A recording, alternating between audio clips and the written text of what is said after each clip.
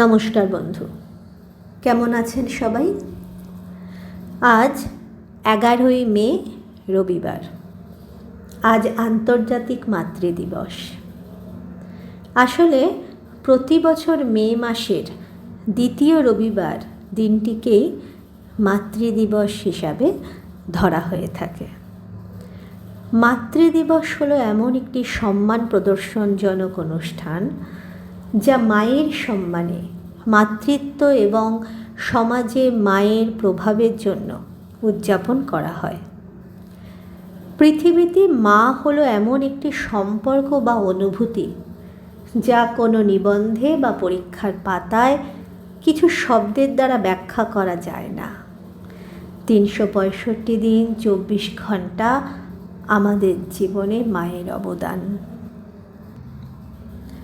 আমাদের জন্মদাত্রী মা এবং ভূমি বা পৃথিবী আমাদের দেশ মা, দুজনেরই আমাদের জীবনে তাঁদের অবদান অতুলনীয়। এক মা আমাদের জন্ম দিয়ে লালন পালন করে বড় করে তোলেন, তো অন্য আরেক মা আমাদের এই প্রকৃতিতে বসবাসের যোগ্য বানান। 6 ঋতু 12 মাসের সহযোগে আমাদের জ্ঞানেন্দ্রিয়কে প্রকৃতির উপযোগী করে তোলেন। তা মানব জাতি হোক কিংবা অন্য প্রাণী, কীটপতঙ্গ, পশু পাখি, এমনকি বনানীর জন্য সমান পরিচর্যা। তাই আজ এই মাতৃদিবসে আমি আপনাদের সামনে এমন একটি কবিতা নিয়ে এসেছি যা আপাত দৃষ্টিতে শিশুদের বলে মনে হলেও কবিগুরু তার মনের সকল অনুভূতি দিয়ে মাকেই বন্দনা করেছেন।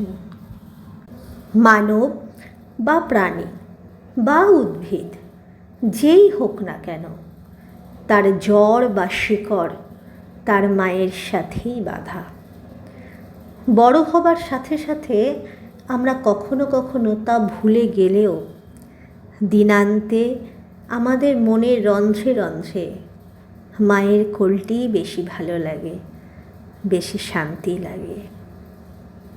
তাই আমি অনুপমা এই মাতৃদিবসে, কবিগুরুর জন্মমাসে, কবিগুরুর লেখা পৃথিবীর সকল মায়েদের উদ্দেশ্যে আমাদের জন্মদাত্রী এবং দেশ মাকে রবি ঠাকুরের তালগাছ কবিতাটি উৎসর্গ করলাম।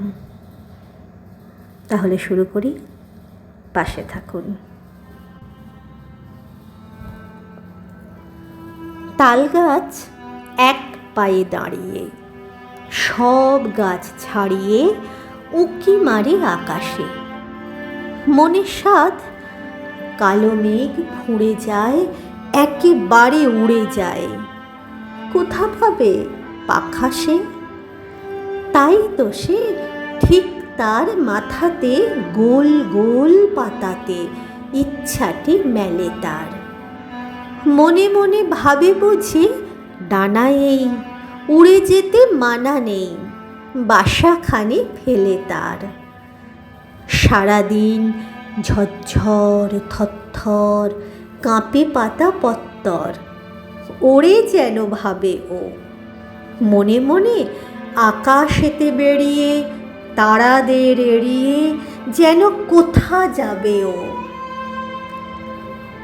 তারপরে হাওয়া যেই নেমে যায়, পাতা কাঁপা থেমে যায়, ফেরে তার মনটি। যেইভাবে মা যে হয় মাটি তার, ভালো লাগে আরবার পৃথিবীর কোনটি। তাহলে দেখলেন তো, দিনশেষে তালগাছও তার মায়ের কাছে ফিরে এলো। আমরা মানুষেরা, নারী বা পুরুষ উভয়েই, জীবনের চলার পথে সব সময় বিভিন্ন পরিস্থিতিতে মাকে কাছে রাখতে পারি না বা সুযোগও হয় না। তবুও এইটুকু বলবো, পৃথিবীর সকল মা আর সন্তানের সম্পর্ক যেন অটুট থাকে। আর ঈশ্বরের কাছে একটি প্রার্থনা, জীবনের চলার পথে যে কোনো পরিস্থিতিতে আমরা যেন মায়ের সম্মান বজায় রাখতে পারি, তার মাথার মুকুটে নতুন গর্বের পালক পরাতে পারি। ভালো থেকো মা। ধন্যবাদ।